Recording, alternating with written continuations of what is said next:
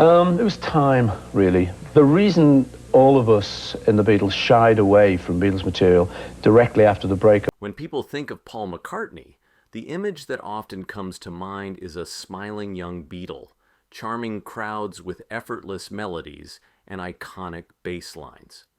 He's the man behind Yesterday, the co-pilot of one of the greatest songwriting duos in history, and a knighted figure of musical royalty. To the world, McCartney has always appeared grounded, graceful, and endlessly collaborative, a peacekeeper during the Beatles' final days and a champion of musical unity for decades. But beneath that polished exterior lies a fiercely driven artist with a sharp ear, sharper standards, and little tolerance for creative compromise. You might assume that someone so beloved and diplomatic would get along with everyone in the industry, that working with Paul McCartney would be a dream gig, smooth, inspiring, effortless. But the truth is far messier.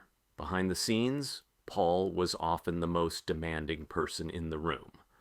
A perfectionist who knew exactly how he wanted things to sound, down to the smallest note, and wasn't afraid to let that be known. And while that passion gave us some of the greatest songs of all time, it also sparked tensions, even outright fallouts with fellow legends. Some of these creative collisions happened in studios thick with tension. Others unfolded over years as personal philosophies clashed or trust was quietly broken.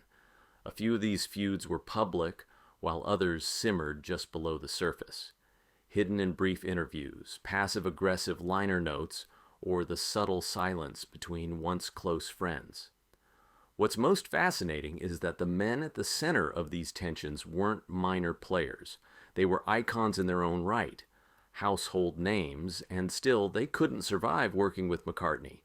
In this video, we're peeling back the curtain on 5 music legends who found themselves at odds with one of the most iconic musicians of all time. Not because of scandal or drama, but because sometimes greatness just doesn't play well with others. In the early 1980s, the relationship between Paul McCartney and Michael Jackson was one that embodied the promise of musical alchemy, a meeting of two titans whose combined talents promised to transcend the ordinary. At that time, they were more than just acquaintances. They were collaborators with a shared vision for creating something timeless. Working together on the breezy, unforgettable track Say, Say, Say felt like a celebration of what great music could accomplish when different creative forces intersected. There was an unspoken belief that their artistry could forge new paths, blending the melodic genius of McCartney with Jackson's electrifying stage presence and innovative spirit.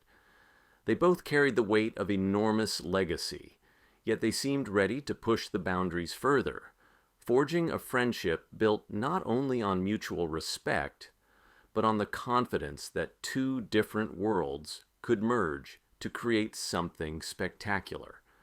However, as time passed, the dynamics began to change, shifting from harmonious collaboration to a deep-seated sense of betrayal. For Paul, the real turning point came when Michael Jackson, his friend and creative partner, made a business move that felt nothing short of a betrayal. Michael had struck a deal to purchase the ATV music catalog, which, among its many treasures, included the Beatles' publishing rights. For a man whose career was built on the intimate connection between songwriting and legacy, this decision cut deep. McCartney had always prided himself on the sanctity of his music, a collection of memories, emotions, and cultural milestones that were meant to be cherished. To see it treated as just another commodity was jarring. Suddenly, the collaborative spirit gave way to a stark realization that business interest and monetary gains had overtaken the purity of artistic creation. In those moments, the facade of camaraderie was shattered. Paul felt as if his trust had been exploited. His words, filled with raw emotion, echoed a sentiment of profound hurt. He once remarked, with a tone that was both weary and pained, that it wasn't merely a business transaction. It was a betrayal of their shared ideals. Michael, in that instance, had crossed a line that went beyond creative differences. He had turned a personal friendship into a cold, calculated business maneuver. What was meant to be a unifying creative partnership had instead become an arena for a moral conflict where art was pitted directly against money. The emotional betrayal was immense. It wasn't simply about the loss of rights to music that was so deeply personal. It was about seeing a cherished relationship reduced to a series of transactions, leaving Paul questioning where the true value of art resided. The shock of this reversal was palpable. Here was a figure who had once been seen as a visionary collaborator, now taking steps that not only undermined the bond he shared with McCartney, but also threatened to redefine the very essence of what it meant to be a musician. The collaboration that had promised a future of endless possibilities now stood tarnished by the harsh realities of the music business. Michael Jackson's decision to invest in something that was inherently personal for Paul was a move that resonated as a profound personal loss, a turning point where the internal values of creativity clashed violently with the external pressures of commercial success. In many ways, this moment became a symbolic representation of the struggle between art and commerce, a conflict that still resonates deeply in the corridors of the music industry. For Paul, this betrayal went beyond any single disagreement over creative vision. It was an assault on the very foundation of what he believed music should stand for: integrity, authenticity, and the preservation of one's artistic soul. In various interviews in the years following, he has alluded to that period with a heaviness in his voice, hinting at deep-seated wounds that never quite healed. The hurt wasn't just about losing control over his work, it was about feeling deeply misunderstood. To him, music was not something to be packaged and sold as if it were just another commodity. It was an extension of one's self, a repository of shared memories, cultural milestones, and intimate personal experiences. With Michael's actions, that unspoken pact was broken, and the fallout was felt not only in personal trust, but in the larger narrative of musical legacy. This sense of betrayal had long-lasting repercussions on how Paul viewed collaborative efforts in the future. The sting of seeing a friend pivot so decisively towards business at the expense of creative intimacy left an indelible mark on him. It served as a cautionary tale, a reminder that sometimes the glittering allure of fame and fortune comes at a price too steep to pay. His subsequent collaborations were approached with guarded optimism, and he became more circumspect about mixing friendship and business. The experience highlighted a fundamental truth. Even among the world's musical legends, the line between artistry and commercialization is perilously thin. Every note, every lyric was then imbued with a renewed sense of purpose, a fervent reminder that the soul of music could be compromised if one wasn't careful.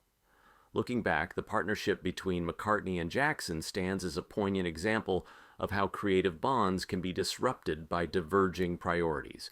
What began as one of the most promising collaborations between two legendary figures ended in a bitter conflict between artistic authenticity and the relentless pull of money. McCartney's story is not just about musical genius, it's a narrative of deep personal convictions and the harsh realities that sometimes force even the closest of allies apart. The legacy of that betrayal still lingers, a testament to the enduring conflict between art and commerce, a conflict that resonates not only within the halls of rock and roll history, but in the hearts of all who dare to dream beyond the constraints of business. By the time the Beatles were teetering on the edge of dissolution in 1969, tensions within the band had already begun to calcify into silence, stares, and studio absences. It was a period of frayed emotions, miscommunications, and diverging creative visions. Amid this chaos, another volatile force entered the equation: producer Phil Spector, a man whose reputation for sonic excess and eccentric genius preceded him. For Paul McCartney, already feeling the Beatles slipping from his grasp, Spector's arrival didn't offer a lifeline. Instead, it felt like the final insult, the moment when creative control was not just contested, but stolen. McCartney had always been the meticulous one, the architect of elegance within chaos. Where Lennon might plunge into the abstract and Harrison into spiritual resonance, Paul anchored the music in structure, melody, and discipline. So when he presented The Long and Winding Road, he envisioned it as a sparse, aching ballad, a song of resignation and quiet reflection. It was deeply personal, a metaphor not only for a crumbling relationship or a fading dream, but also for the band's slow unraveling. He delivered it gently, like a confession whispered at the end of a long night. It wasn't just another track, it was a piece of himself. Then, without his input or consent, Phil Spector drenched it in orchestration. Strings swelling, choirs soaring, the intimacy drowned in excess. When Paul heard the final mix, his reaction was instant and visceral. To him, it was more than a difference in taste. It was a violation, a fundamental breach of artistic respect. This wasn't about disagreement over tempo or tone, it was about the sanctity of authorship. Someone had reached into his creative soul and altered its expression without asking. The result wasn't merely disappointing, it was infuriating. The tension between McCartney and Spector had all the makings of a classic power struggle. On one side stood a producer renowned for his wall of sound, unafraid to push boundaries or bulldoze past resistance in pursuit of sonic drama. On the other stood an artist whose name was practically synonymous with modern songwriting, who demanded clarity, precision, and above all, control over how his music was presented. Their artistic philosophies couldn't have been further apart. Spector believed in overwhelming grandeur, McCartney in the eloquence of restraint. Their collision was not just inevitable, it was explosive. But the deeper issue wasn't just about how the music sounded, it was about ownership, voice, legacy. Paul understood, perhaps more acutely than any of his bandmates at that time, that these records would outlive them all, that how their music was preserved would one day define how future generations understood the Beatles. For him, allowing someone else, especially someone from outside their inner circle, to manipulate that narrative was unacceptable. His sense of authorship wasn't just pride, it was a form of responsibility. He had nurtured the music from concept to creation, and now it had been remixed into something unrecognizable. And the worst part? He wasn't even consulted. To the outside world, the Let It Be album appeared like a closing chapter, tired, fractured, but still beautiful. What fans didn't see was the storm brewing behind the glass in those final studio days. McCartney wrote letters demanding the original version of The Long and Winding Road be restored. He raised complaints. He tried to claw back what had been taken, but it was too late. The decisions had already been made, the masters already pressed. It was one of the final sparks that pushed Paul to announce the band's breakup. Not just because of Spector's actions, but because of what those actions symbolized. A loss of unity, a loss of voice, a loss of the Beatles as he knew them. Years later, the story still lingered like a ghost in Beatles lore. Paul rarely mentioned Spector without a flicker of restrained frustration. And when he finally got the chance to release Let It Be Naked in 2003, a stripped-back, unembellished version of the original recordings, it was a statement as much as it was a restoration. It was McCartney reclaiming not just a song, but an identity. This was how it was supposed to sound. This was how it was meant to feel. No choirs, no syrupy strings, Just the voice, the piano, and the long road he had always envisioned. Phil Spector's name would go on to be mired in scandal and tragedy, but long before that, in the quiet corridors of Abbey Road, he had left behind a different kind of damage, one that cut into the heart of a man who had given the world so much and asked only to be heard in his own voice. For Paul McCartney, that chapter wasn't just about creative disagreement.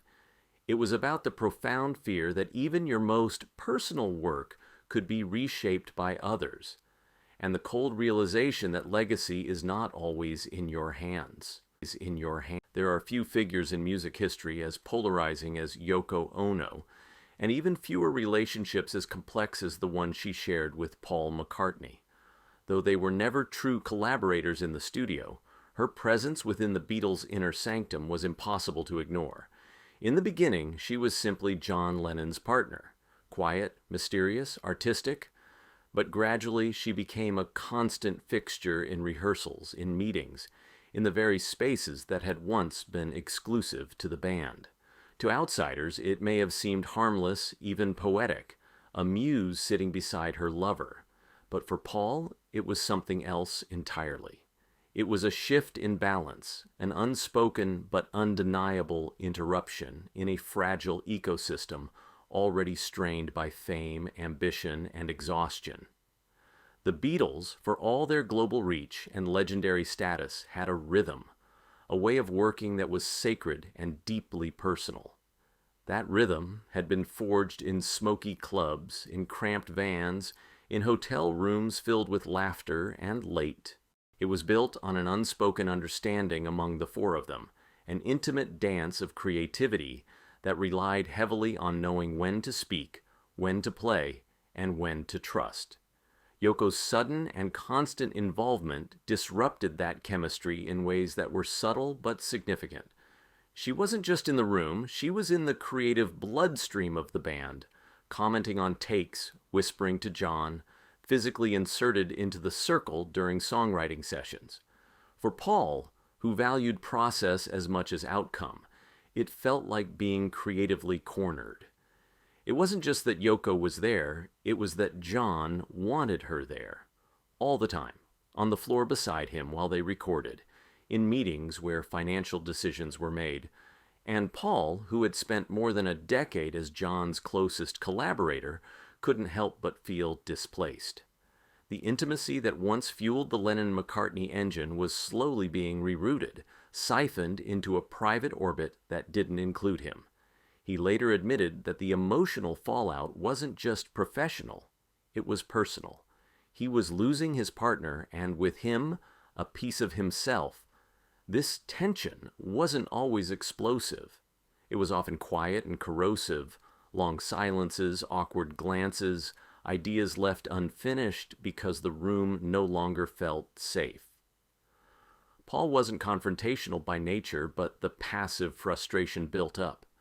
It wasn't about hating Yoko, it was about hating what her presence represented, the end of an era where the Beatles functioned as a true unit.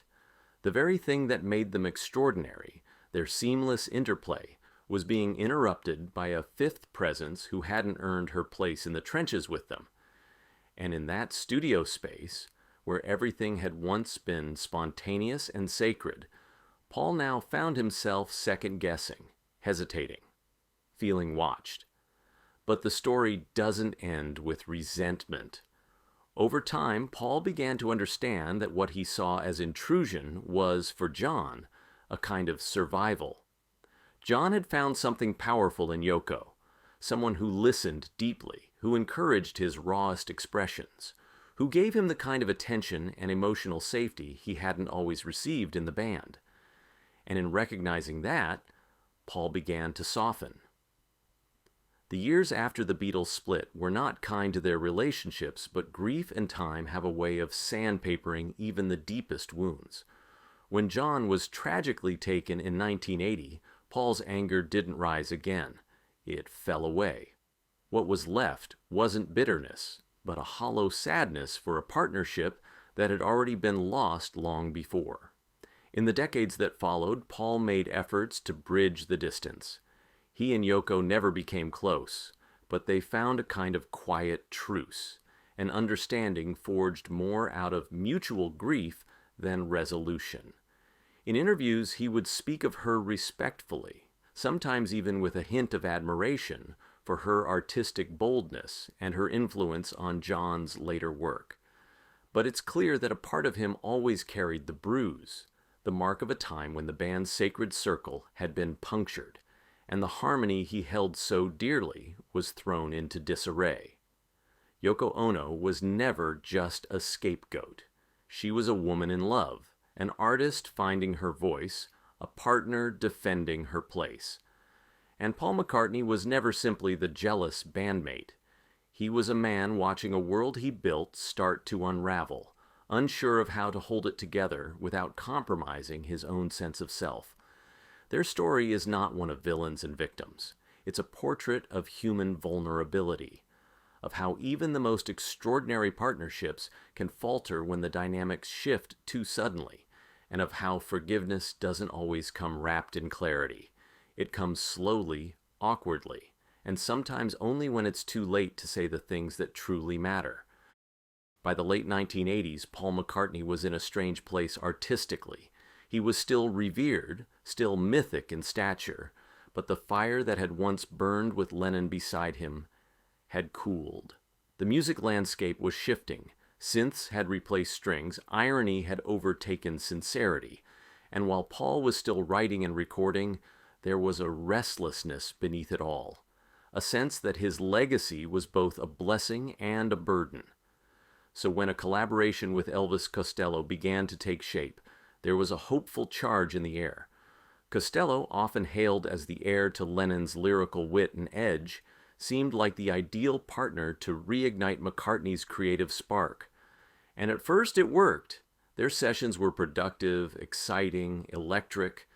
They co-wrote Veronica, which became a hit, and other tracks like My Brave Face felt like a genuine return to form for McCartney.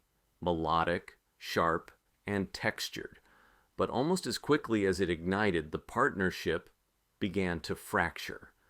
What should have been a creative renaissance became a slow-burning standoff between two very different artistic personalities. Elvis Costello, confident and cerebral, didn't just want to co-write with Paul. He wanted to challenge him, provoke him, peel back the layers of polish that had built up since the Beatles' breakup. He admired Paul deeply, but he also wanted to pull him out of what he saw as complacency. Costello believed McCartney still had that edge buried somewhere inside him, and he made it his mission to dig it out. But in doing so, he crossed a line Paul wasn't comfortable with. McCartney had already lived through one intense creative rivalry with Lennon, and he didn't need another mirror held up to him, especially not one with an agenda. While John had teased and challenged him in ways that produced brilliance, it had also come with trust, brotherhood, and years of earned history. With Costello, the dynamic was different. The relationship was newer, more brittle, and the emotional shorthand they needed simply wasn't there. Costello's efforts to push Paul harder, as he would later put it, came off less like encouragement and more like control. Paul, ever the seasoned craftsman, didn't appreciate being handled. There were moments when the collaboration felt less like a partnership and more like a tug of war. Two powerful songwriters, both brilliant in their own right, quietly pulling in opposite directions. Paul, who had long embraced melody and instinct, was now being nudged towards cynicism and grit. Costello, on the other hand, didn't want to coast on McCartney's legacy. He wanted to mold something urgent, something raw. And in doing so, he started to step into a role that felt all too familiar, John Lennon's. To the outside world, the comparisons were irresistible. Costello's glasses, his wordplay, his sneer, it all echoed Lennon's early defiance. And while Paul never explicitly said it, those parallels likely didn't sit comfortably with him. It wasn't just that Elvis reminded him of John, it was that the world wanted to see him as John's replacement. And Paul, who had already endured decades of being told Lennon was the genius and he the sentimentalist, didn't need a younger version of that tension to play out again. The irony is that both men wanted the same thing, to create something meaningful, something that would stand the test of time. But their methods clashed. Where Costello favored confrontation, Paul preferred flow. Where Costello pushed, Paul withdrew. What started as mutual admiration turned into subtle sparring, and the music suffered for it. Eventually, the collaboration fizzled, not in a blaze of drama, but in the quiet, disappointing realization that their chemistry didn't extend far beyond a handful of sessions. Still, the work they produced wasn't without value. Songs like That Day Is Done and You Want Her Too captured moments of brilliance, fragments of what could have been if the personalities had aligned more naturally. But the cracks were too deep. McCartney later reflected on the partnership with polite distance, acknowledging Costello's talent, but never quite embracing him as a true peer. Costello, for his part, remained respectful but candid about the challenges they faced. The collaboration became a footnote in both their careers, a fascinating what-if rather than a creative revolution. In the end, the clash wasn't about talent. It was about territory. Paul McCartney, decades into a career built on unmatched melody and intuition, didn't need to be remade, and Elvis Costello, sharp and fearless, wasn't built to play second fiddle. Their collision was one of ambition meeting legacy, of youthful fire confronting seasoned instinct. And like many great pairings that burn too hot too fast, it left behind both admiration and ashes. And in the grand mythology of the Beatles, Paul McCartney and George Harrison are often seen as two ends of a delicate spectrum. Paul, the driven perfectionist with a pop instinct sharper than a razor blade, and George, the quiet seeker whose guitar often spoke louder than his voice ever could. To the world, they were collaborators, brothers in arms, co-authors of the greatest musical story ever told. But beneath the harmonies and headlines, their relationship was anything but easy. It was layered with admiration and irritation, laced with unspoken rivalries, and years of creative push and pull that never quite found equilibrium.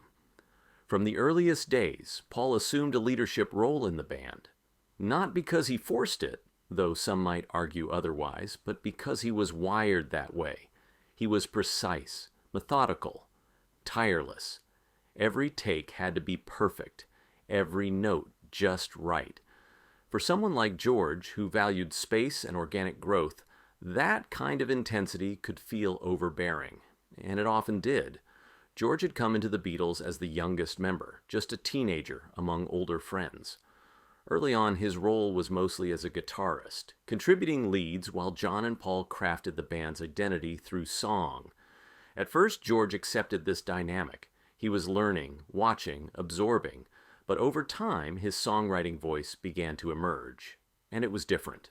More introspective, more spiritually aware, sometimes darker in tone. But when he tried to bring those songs to the table, he was often met with resistance, especially from Paul. McCartney's perfectionism wasn't just about control. It came from a genuine place of wanting the best for the music. But that focus came with blind spots. He had a habit, intentional or not, of stepping into everyone's lane. He'd offer input on drum patterns, vocal phrasing, bass lines, and even guitar solos, which didn't always land well with George. It wasn't that George couldn't handle critique. It was that he wanted to be heard, truly heard. And when he wasn't, resentment started to grow. One infamous moment during the Let It Be sessions captured their friction perfectly. Paul, directing as he so often did, was telling George how to play a particular part. George, visibly frustrated, shot back, "I'll play whatever you want me to play, or I won't play at all if you don't want me to." It wasn't just sarcasm, it was a wound exposed. Years of being talked over, minimized, edited down to 1 or 2 tracks per album while Lennon-McCartney dominated the credits. In that one line you could hear everything George had been holding in. And yet there was love between them. Always. It was just complicated. George was never as loud or confrontational as John, but his silences spoke volumes, and Paul, for all his charisma and optimism, could be dismissive without realizing it. The real tragedy is that they never fully repaired that tension while George was alive. They made efforts, jammed together again in the 90s, shared memories, even spoke of future projects. But the deeper conversations, the emotional reckonings, those never happened. When George died in 2001, Paul was visibly shaken. He gave interviews where his usual composure faltered, and his voice cracked as he described sitting with George during his final hours. "I sat with him and held his hand," Paul said softly. "It was very peaceful. He just drifted off." There was so much unsaid in that moment, so much that couldn't be fixed. And Paul knew it. In later years, McCartney spoke more openly about George's genius. He praised Something as one of the greatest love songs ever written, marveled at George's solo success, and admitted without hesitation that he had underestimated him. There was humility in those admissions, a kind of quiet grief that lingered behind the words. Because by then, Paul had come to realize that George hadn't just been the quiet Beatle. He had been a force of nature, subtle but seismic, whose absence left a gap that would never be filled. Their relationship was never black and white. It was two brilliant artists whose styles didn't always mesh, but whose shared history bound them in ways no argument could undo. They weren't best friends. They were more than that, and less. They were brothers, not by blood, but by song, by struggle, by revolution. And like so many sibling relationships, theirs was marked not just by what was shared, but by what was missed. In the end, Paul's grief for George wasn't just about losing a bandmate. It was about losing the chance to say truly and completely, "I see you, I hear you, and I always did." Whether George ever felt that, we'll never know. But in McCartney's voice today, whenever he speaks of him, there's something raw and fragile, a man still looking back, still holding that hand, still wishing for one more conversation that never came. For all his global fame, timeless melodies, and historic achievements, Paul McCartney is, at his core, deeply human. And that's perhaps the most powerful revelation of all. We often imagine legends as untouchable, immune to the everyday struggles that define the rest of us. But Paul's journey, brilliant and turbulent in equal measure, reminds us that even those who shape history are shaped by the messiness of human emotion. Throughout his life and career, McCartney has been the optimist, the smiling face of the Beatles, the melodic architect of songs that define entire generations. But behind that public persona lies a man who's wrestled with ego, betrayal, the pain of creative rejection, and the crushing weight of expectations.